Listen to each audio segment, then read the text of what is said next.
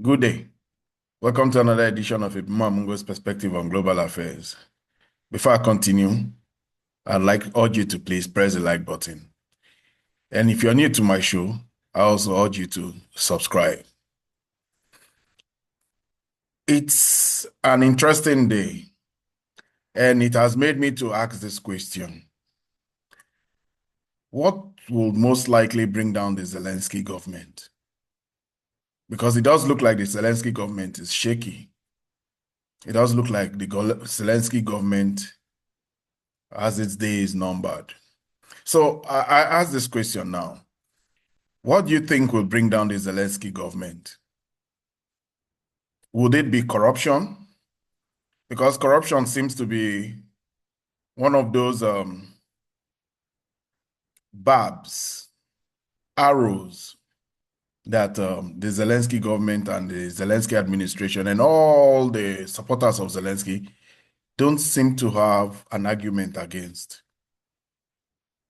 But then it could also be that the parliamentarians in Ukraine there may just get tired of him. After all, he has been ruling by fiat, martial law, since May of 2024. His term expired then, and he has been under the framework of martial law. He has been ruling. He gets 3 months rollover for the past year and a half now, but it does get endorsements from the Ukrainian parliament. Then again, it may just be that the losses in the battlefield with Russia may finally get to him and he may have to flee Ukraine. Whatever it is, I'd like to get your own opinion about it. I'd like to know what you think may finally bring down the Zelensky government. Corruption, though, is dealing the Zelensky administration a very hard blow. Today, of course, the big news is that his head of administration, his personal friend, a man he has vowed never to let go of, was forced to resign today because he's a center and the spotlight of a corruption investigation going on by the NABU and SAPU, two institutions that have become very feared. The thinking now is this institution have gotten teeth. They've gotten a lot of mojo because they're now working with the FBI of the United States. There's a little problem. A lot of money has come into Ukraine, but there's never been a time where an oversight has been imposed on Ukraine. Ukraine has never had to give an account of all the monies that it has received. President Trump believes that over $350 billion have come from America. We know that 40 billion has gone from the Germans, and the Germans have even pledged that next year, despite all the shenanigans going on, they will support Ukraine with 11.5 billion. The IMF has also said they would support Ukraine with 8 billion. There's no lack of support for Ukraine.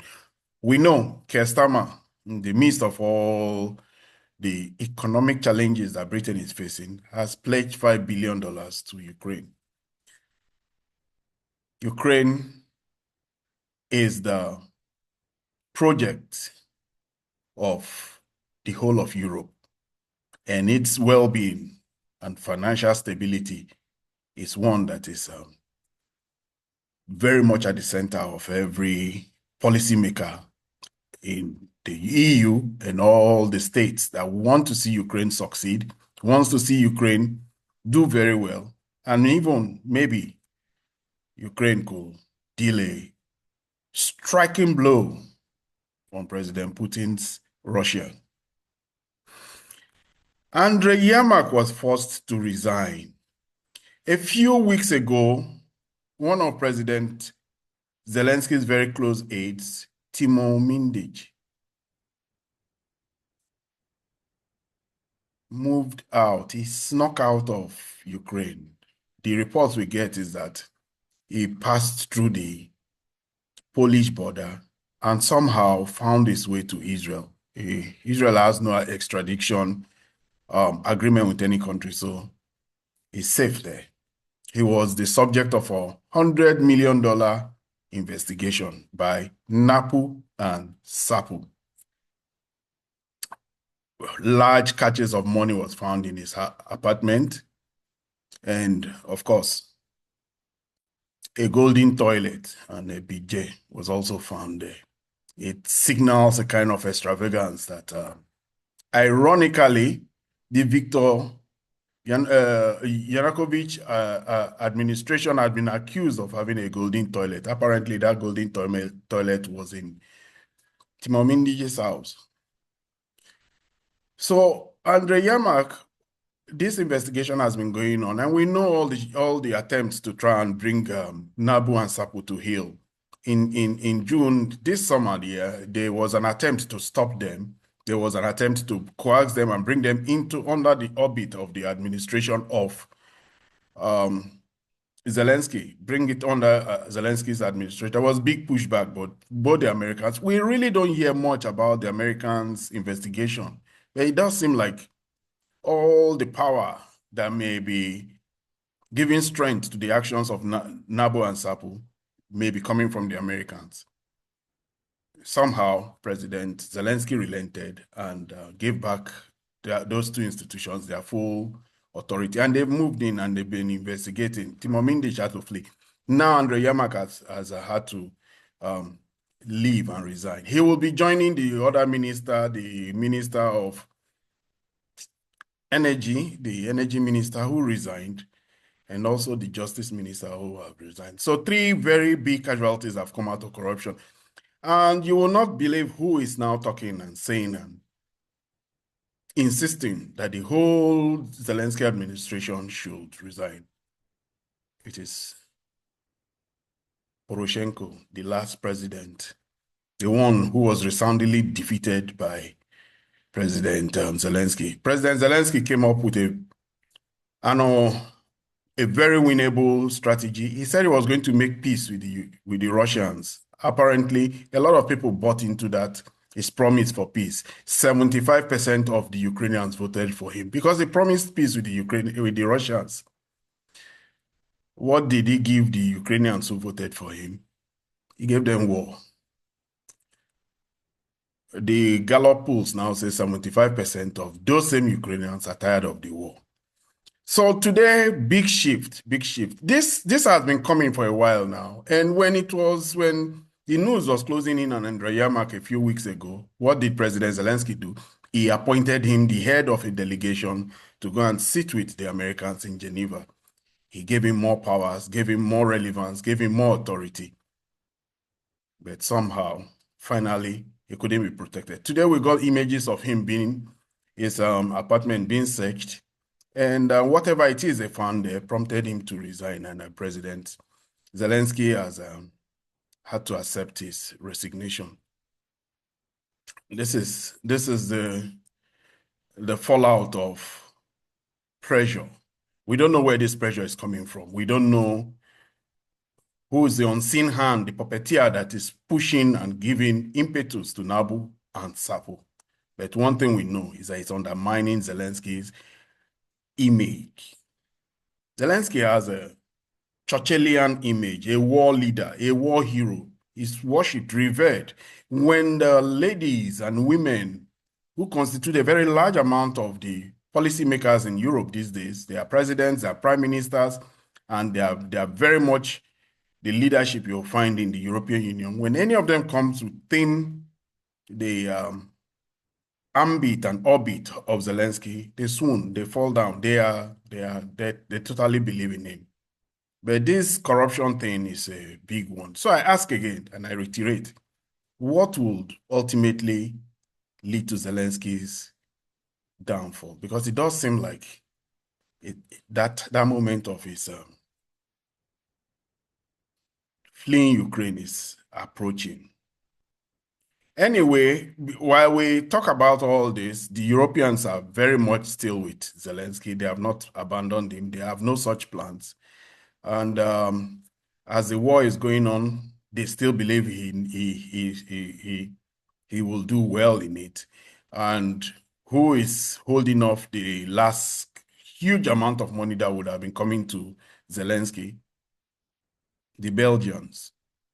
And one person who's not happy about the Belgians stopping the Europeans from finding a reparation loan to advance to Zelensky is Kaya Kallas.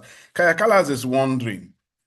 She says, what is the problem of the Belgians? The Belgians are being recalcitrant. They are worried about their financial system. They are worried about being sued because they do have a treaty with the Russians. We should know that as custodians of such huge funds put in trust for them by the Russians, they have a treaty to protect it. So they are worried, and despite all the attempts and the pressures of the Europeans, all their methods of trying to find new ways to get access to that money, the Belgians are not pushing, they're not bulging.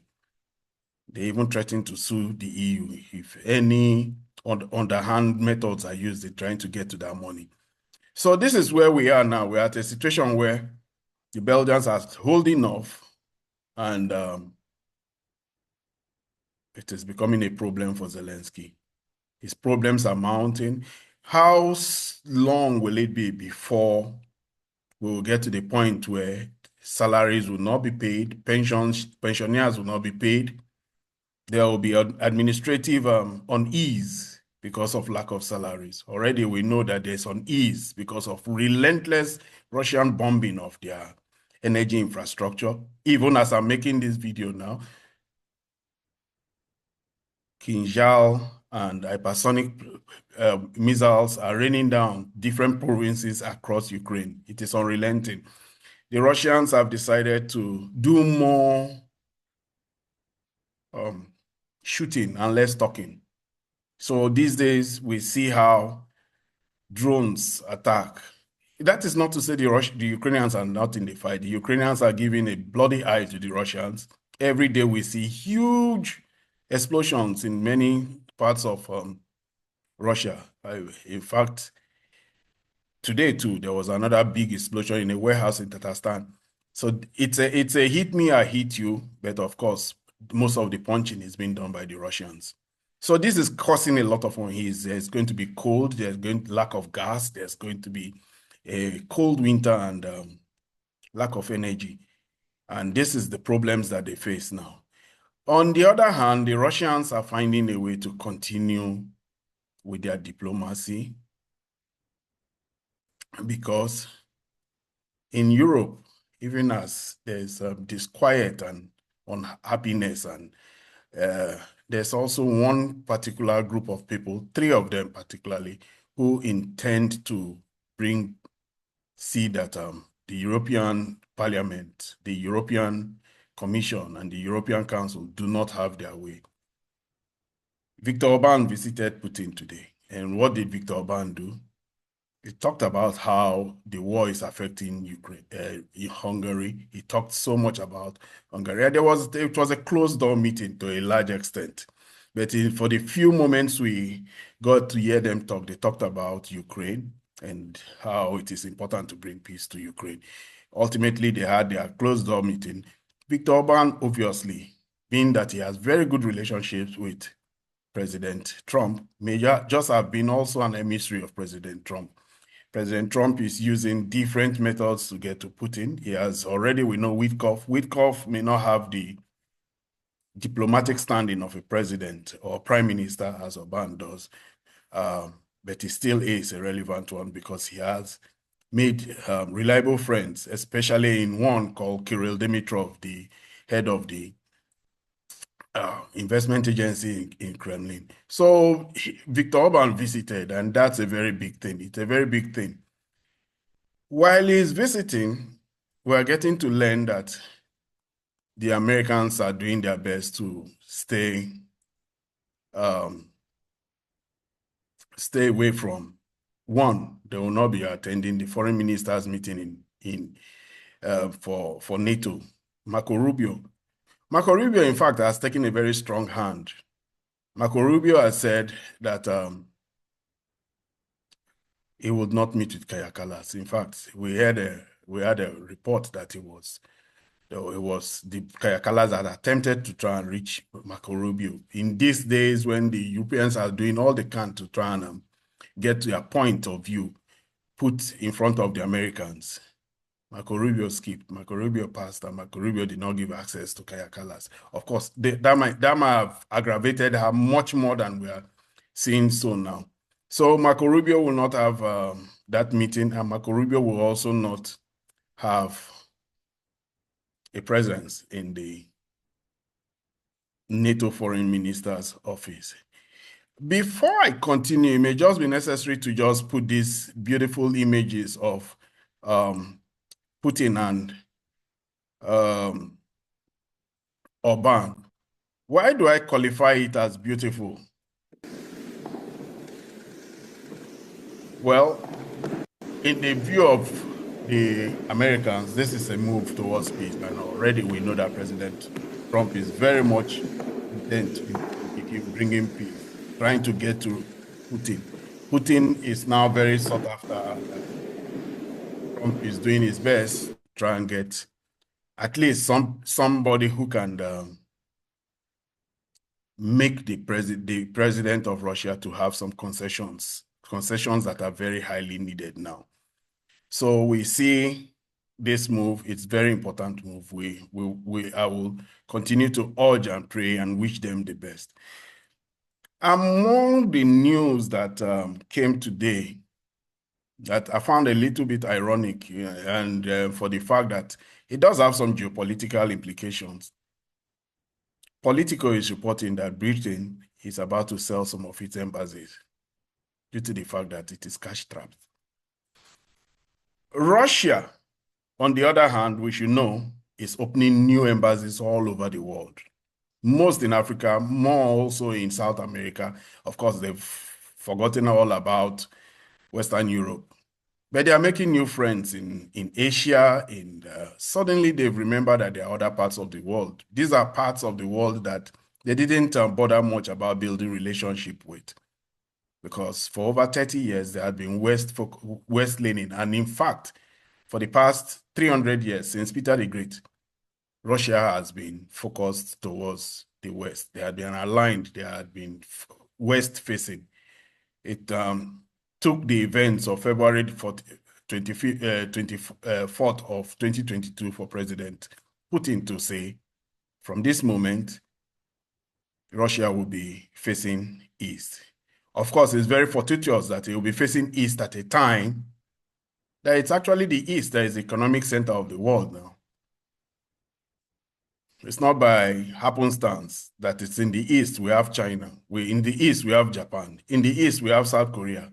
Even if these two last ones I just called are not aligned to Russia at this moment in time, who knows what will still happen. But we should not forget that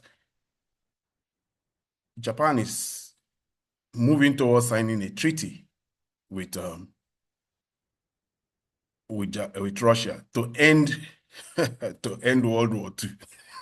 It's not that Japan wants to sign a treaty to end World War II, but they also want to sign this treaty, and they have also told the Americans that no amount of sanctions will stop them from buying Russian gas and Russian oil. It's a matter of national security and national interest, just like the Indians have said. So they are deepening their relationship. Even South Korea has already gone to Russia. Kia has reopened slowly. Kia has snuck back to Russia and reopened their factory. They are all slowly coming back to Russia and trying to get back the market share that they lost. They will never get it back. You can be sure of that, because the Chinese have gone, and the Chinese are the incumbents now. But it's not only the Chinese. The Chinese now have strong joint ventures with Russian companies, and they have big market share.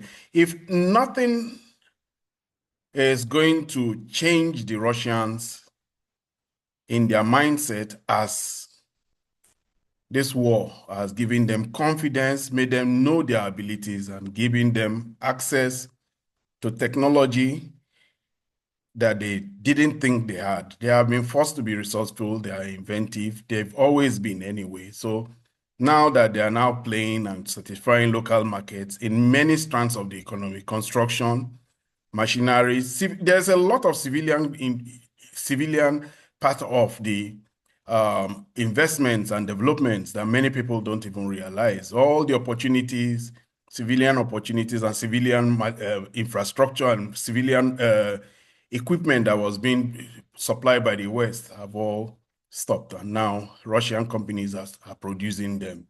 You find them in construction, you find them in aviation, in every single strand of human endeavor, including even AI and robotics. The Russians are trying to have Russian variants in those particular spaces.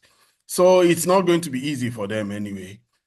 So and we are seeing all these things now at a time that President Trump is hoping for that there will be some movement in his peace process. His peace process is, dare I say, stalling.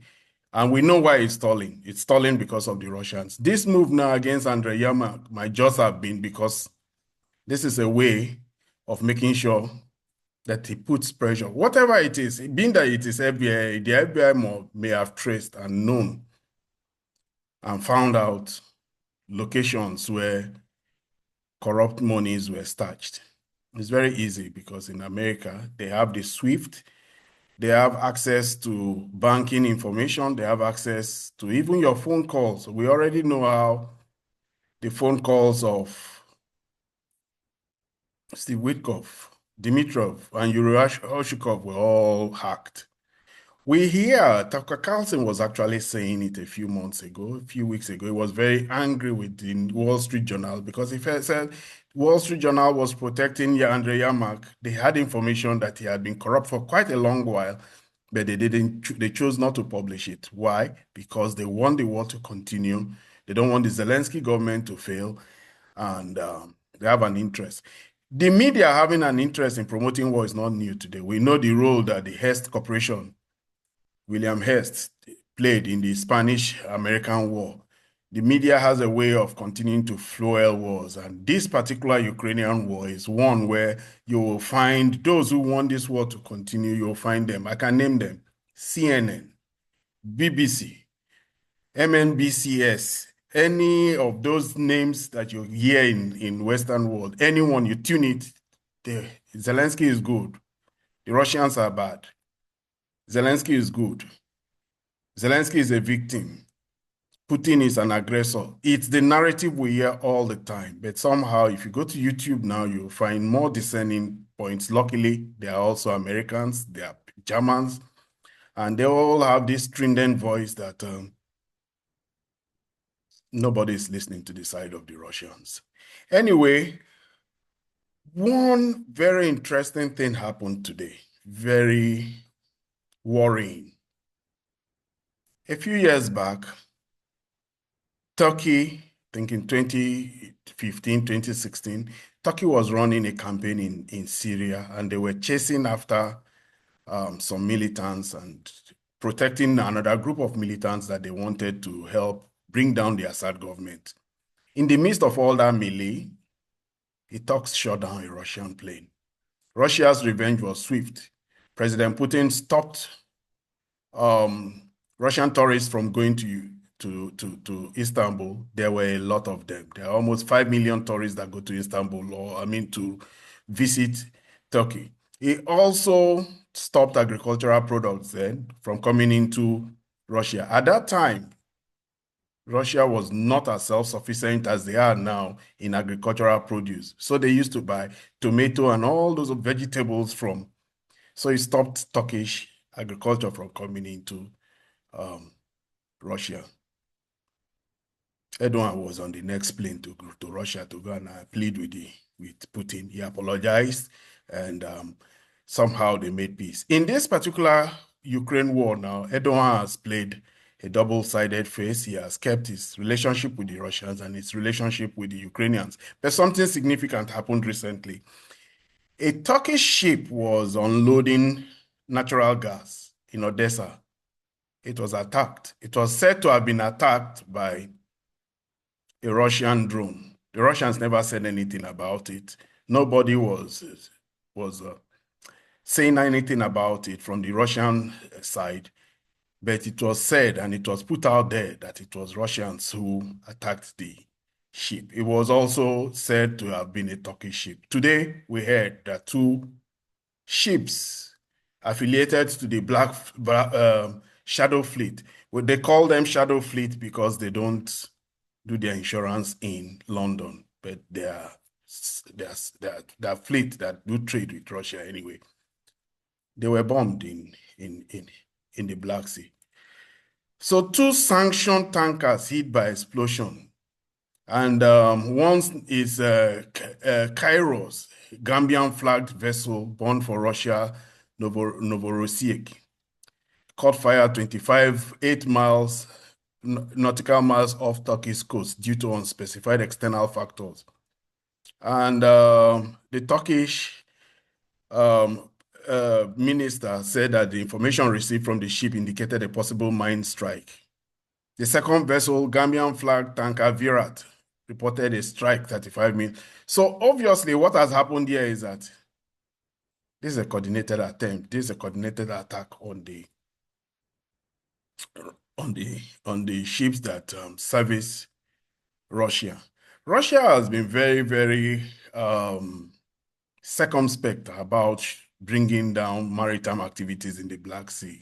They did not agree with the grain deal and stopped supporting that grain deal. They stopped guaranteeing ships, but somehow the Ukrainians have been having flow of their merchandise in Odessa and all. It's only when the Russians feel that there's military hardware that they do a strike. We see this strike, they're very repeated and they're very targeted. So this is an escalation that we don't really know whose hands in it. We don't know if it's a revenge by the Turks. We don't know if it is something that the Ukrainians did, but I know that the FSB of the Russians are they're going to do a thorough investigation, and it will be a very sad thing if it is found to have been a Turkish operation. The Turks may just be wanting to revenge. Turkey has its hands full now. They're still projecting power in Syria. They're projecting power in the Caucasus, but they should always remember that the Russians, even though they won their market, have ways of hitting back. These days, that crowd and that market that comes to visit Russia or come to visit Istanbul can be redirected. We have seen it. Many are now being redirected to China, Bali, Thailand, Cambodia, Asia. And today we got news that in the very same way that Russia is deepening their economy, they opened up a new business with the Saudi Arabians. Already we know the Saudi Arabians buy a lot of Russian oil. You'll be very surprised that Saudi Arabia buys Russian oil, but they do. They do a lot of purchase of Russian oil because Russian oil is discounted and Saudi Arabia uses quite a lot of oil to run their electricity grid. And so what do? They use 3 million barrels of oil to run their electricity grid. So using discounted Russian oil to run the electricity grid and freeing up 3 million barrels of Saudi oil to sell to the market makes a lot of economic sense. It's not only India and China that is profiting off of Russia's discounted oil. This is not information many people know, but I know this for a fact. And they have this relationship that is deepening. They also have arms relationship, not as extensive as the Chinese and the Americans. Of course, 90% of Saudi Arabia's arms purchases is from America, and then the remaining 10% possibly from China, and maybe a small amount from Russia. But today we got to learn that both countries have agreed to visa-free entry. Russia is now giving Saudi Arabia visa-free entry into Russia. That simply means they are going to get a new group of tourists.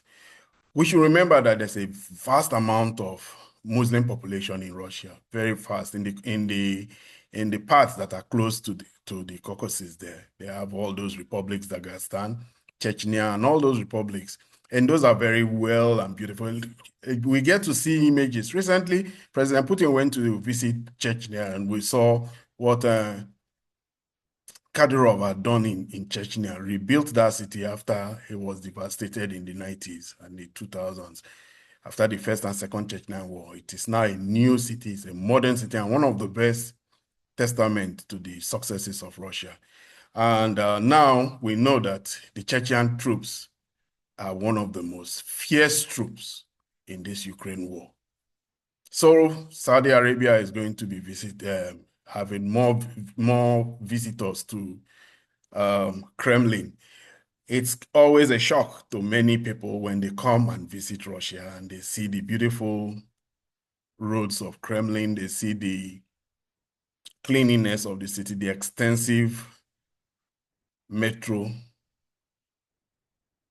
They get opened up to the world and they go tell other people. And this is definitely a new relationship that is going to expand. And it is one of the relationships that the Russians are using to give more robustness and more resilience to their economy. Anyway, this is where I'll end my video for today. If you're new to my show, please subscribe. If you have any views regarding the opinions I just expressed, please put them in the comment section. Do well to like and share. Until my next video, you have a good day.